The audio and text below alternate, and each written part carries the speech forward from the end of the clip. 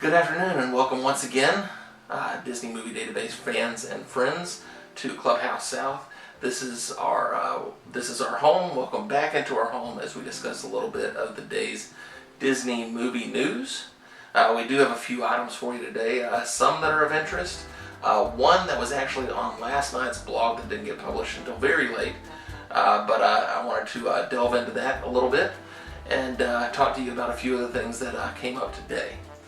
So first and foremost, Thor Ragnarok, which we had kind of imagined when that would be coming out last week on the blog, but we did get a confirmation date. I got the email from Disney today saying that the digital version would be available on February 20th, and then the 4K DVD and Blu-ray would all street 2 weeks later on 3/6. So on March 6th, you'll be able to add that to your collection.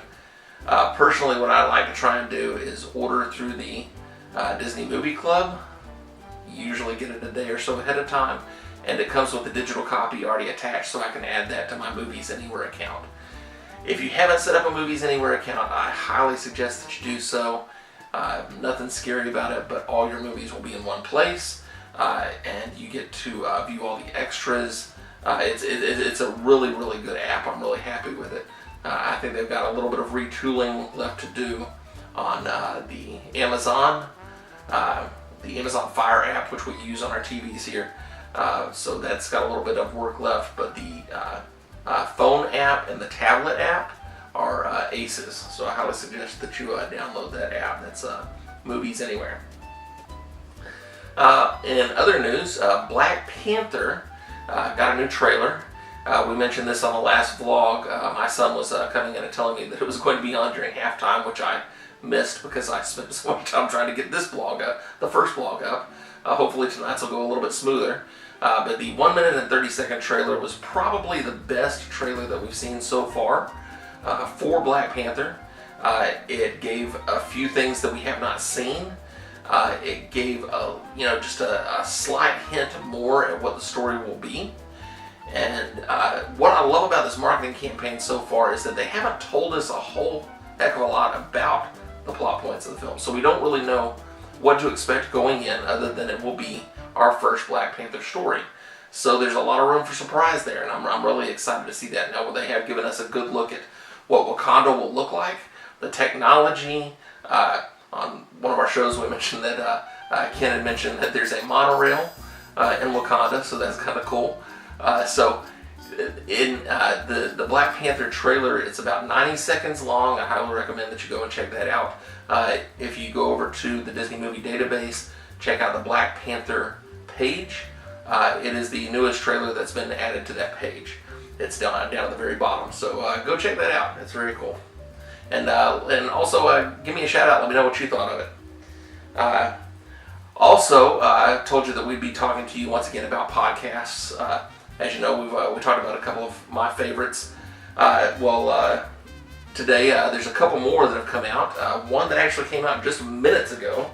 But first of all, the Disney DNA podcast. Trent and Jenny Caluette and the girls, they put out a podcast weekly. It's the Disney DNA podcast. It's a family-friendly podcast that you will have no trouble playing this in the car with the kids.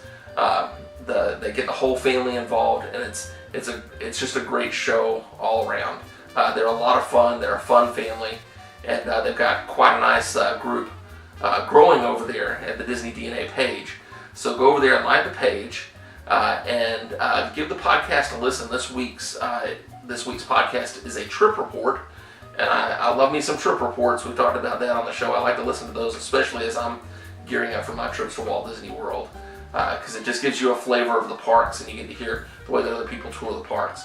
But it's a really good show this week, and I highly recommend that you go listen to that. Also, this is a newer one to me. They're on about show 16, but the Dopey Dudes. If you have not checked them out, my friend Jimmy Stiles and Frank Hart, they put together a podcast called the Dopey Dudes. This week's episode is number 16, so they're getting close to hitting that 20 podcast mark.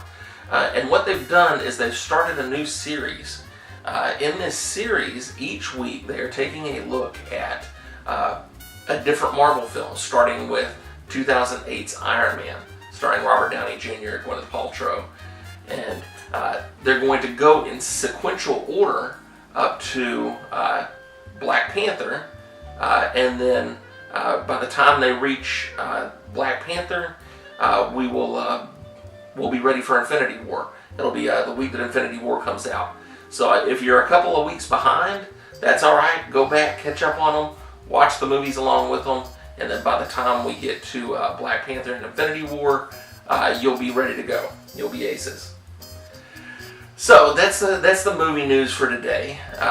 There is one tidbit that I wanted to touch base on and go into a little depth on.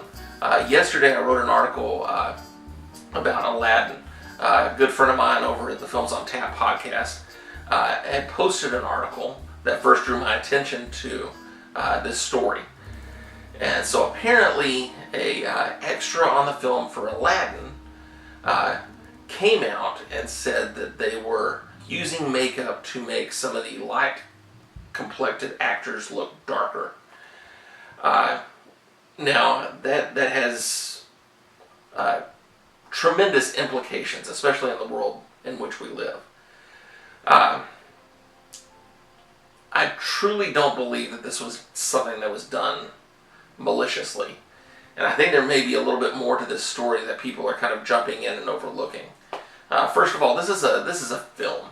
It's a very complicated process with hundreds and hundreds and thousands of artists coming together to create one unique vision, that of the director. And during this process, maybe somebody sees something that they don't think looks kosher, which is what this extra did, and he went to the media with it. Disney has not denied this, and I really don't know what Disney's stance is on this, other than the fact that they've said, well, these were stunt players, we had to make them up to look more like the actors that were on set so they didn't stand out. Here's where I stand on it. I kind of understand where they're coming from here. If you have had a troupe of stunt players that has been rehearsing for weeks and weeks and weeks together to pull off a big scene, and they did not say what scene they were filming here, but let's just say that it's something like Prince Ali's entrance into Agrabah, and you're going to have gymnastics, you're going to have acrobats, you're going to have elephants, you're going to have all these stunt players doing all these different things, live animals, and a huge parade welcoming in this Prince Ali. You would want to rehearse that over and over and over again in a studio, and then when the time came for that to be executed, you would use those stunt players, and maybe the ones that they had, maybe the company that they hired did not have enough actors with the correct complexion. So they were just helping them to blend in behind the scenes. It's a movie. Not one actor goes to set, and I guarantee you, not Jasmine, not Will Smith, not the actor that's playing Aladdin, is going to go to set without makeup. Everybody is going to be touched up for the film. And I don't know what Guy Ritchie's stance is. Maybe he did not want to use digital extras. Maybe he wanted to use live people. Those are all choices that the director makes. So I don't think that we really have enough information to point fingers and say that Guy Ritchie's doing something nefarious here. Disney has a long history of doing the right thing when it comes to being sensitive to cultures and to other people's values. And they have demonstrated that time and time again in the way that they cast pictures, in the way that they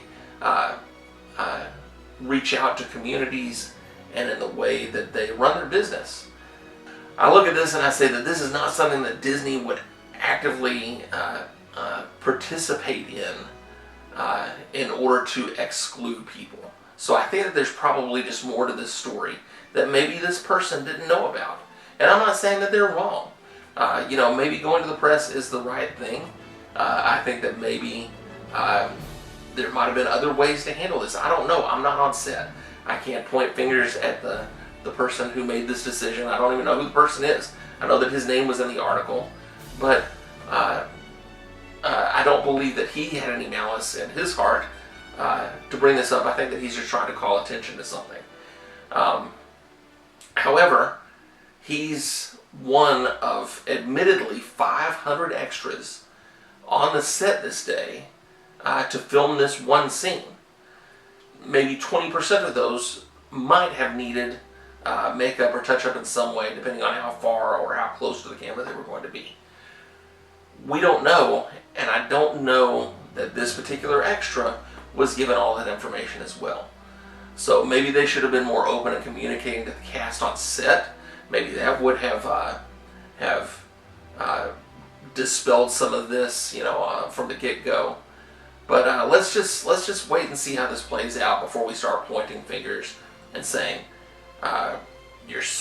Disney is so bad for not casting more Middle Eastern actors, because I think that they've really gone out of their way throughout the whole production of this film thus far to reach out into that community and hire actors that were that represented that region of the world. That's just my take on it. You may disagree, and that's okay too. Just send me a line, drop me a note.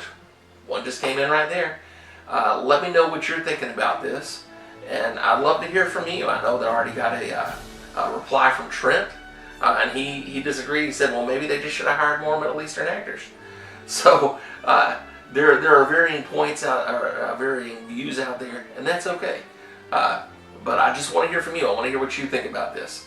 And do you really think that this is going to be an issue in a year when the movie comes out? Do you think that this is going to hinder the success of the live-action version of Aladdin? I kind of got some questions about the whole movie myself. Maybe the choice of director just seems like it doesn't fit to me. But I'm very excited about seeing Will Smith as the genie. So we will see how it goes. That's all that I got for you today, guys. We will get this posted as soon as possible, and we will see you real soon.